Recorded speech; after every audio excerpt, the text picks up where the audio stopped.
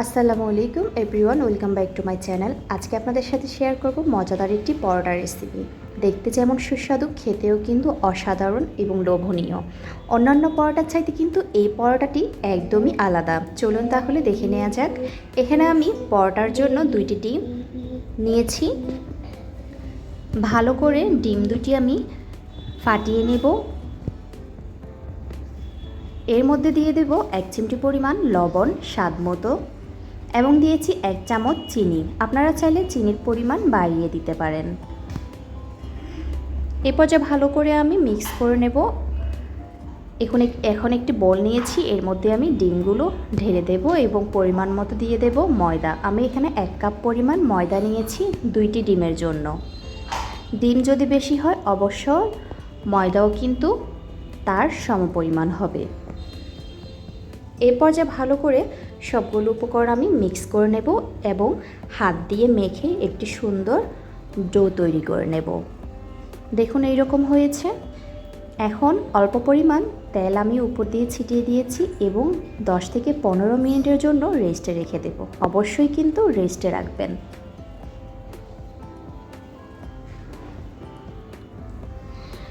ফিরে এসেছি 10 থেকে 15 মিনিট পর। দেখুন এমনটা হয়েছে, অনেক সফট হয়েছে। এই পর্যায়ে আমি ভালো করে মতে পরোটার জন্য সুন্দর করে শেপ করে নেব। একটি ছুরির সাহায্যে আমি কেটে নিয়েছি। ছুরির সাহায্যে কাটলে পরিমাণটা ঠিকমতো হয়। এখানে অল্প পরিমাণ ময়দা আমি ছিটিয়ে দিয়েছি যেন একটির সাথে একটি লেগে না যায়। ঠিক এভাবে করে আমি একটি একটি রুটি বেলে নেব।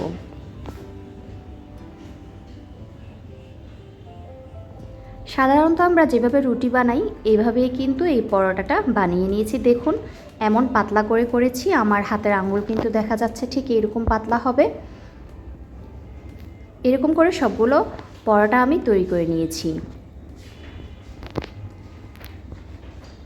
চুলায় প্যান বসিয়ে পানি গরম করে নিয়েছি। এর মধ্যে একটি একটি পরোটা আমি 1 মিনিট করে সেদ্ধ করে নেব। অবশ্যই 1 মিনিট করে ভালো করে সেদ্ধ করে নিতে হবে। আর পানিটা একদম ফুটানো যেন হয় ওই অবস্থায় পরোটাটা দিতে হবে। 1 মিনিটের মতো সেদ্ধ করার পর আমি পরোটাটা তুলে নেব এবং তুলে ঠান্ডা পানির মধ্যে 30 সেকেন্ডের মতো ভিজিয়ে রাখব। এরপর আবারও অন্য পাত্রে তুলে নেব। দেখুন এরকম করে আমি করেছি, আপনারাও এভাবে করার চেষ্টা করবেন। এই পরোটাটি কিন্তু খুবই দারুণ খেতে। অন্য পরোটার চাইতে কিন্তু একদমই আলাদা স্বাদে। অবশ্যই কিন্তু অন্য পরোটার চাইতে অনেকটাই আলাদা। আপনারা যখন বাসায় তৈরি করবেন অবশ্যই বুঝতে পারবেন। চুলায় প্যান বসিয়ে তেল ব্রাশ করে নিয়েছি সামান্য পরিমাণ। পর্যায়ে আমি একটি পরোটা দিয়ে দিয়েছি, এরপর আরেকটি দিয়েছি। এরকম করে আমি প্রথমত 3টি পরোটা দিয়ে দেব। এরপর উপর দিয়ে তেল ব্রাশ করে দিব এবং আমি নিয়েছি চিজ, মোজারেলা চিজ নিয়েছি। এখানে আমি চিজ দিয়ে দেব পরিমাণ মতো।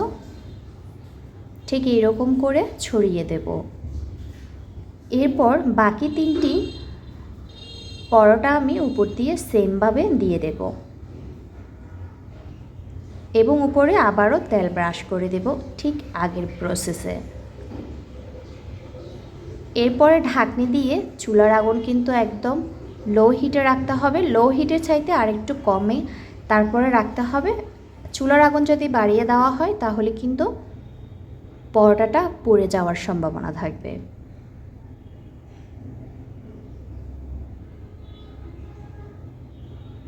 পনেরো থেকে 16 মিনিট পর আমি পরোটাটার কিন্তু উল্টে দিয়েছি, দেখতে পাচ্ছেন এইরকম হয়েছে। এরপর ঢাকনি দিয়ে কুক করে নেব আবারও 15 মিনিট। ফিরে এসেছি 15 মিনিট পর, দেখতে পাচ্ছেন ঠিক এরকম হয়েছে, অনেকটা ফুলকো হয়েছে। দেখতে যেমন ইয়াম্মি লাগছে, খেতেও কিন্তু এই পরোটাটা অনেক সুস্বাদু। এই পর্যায়ে আমি পরোটাটা তুলে নেব। এরকম করে কেটে নিচ্ছি একটি ছুরির সাহায্যে। এই পরোটার উপরের লেয়ারের চাইতে ভেতরে যে লেয়ারগুলো সেগুলো কিন্তু অনেক দারুণ ছিল এবং সুস্বাদু ছিল।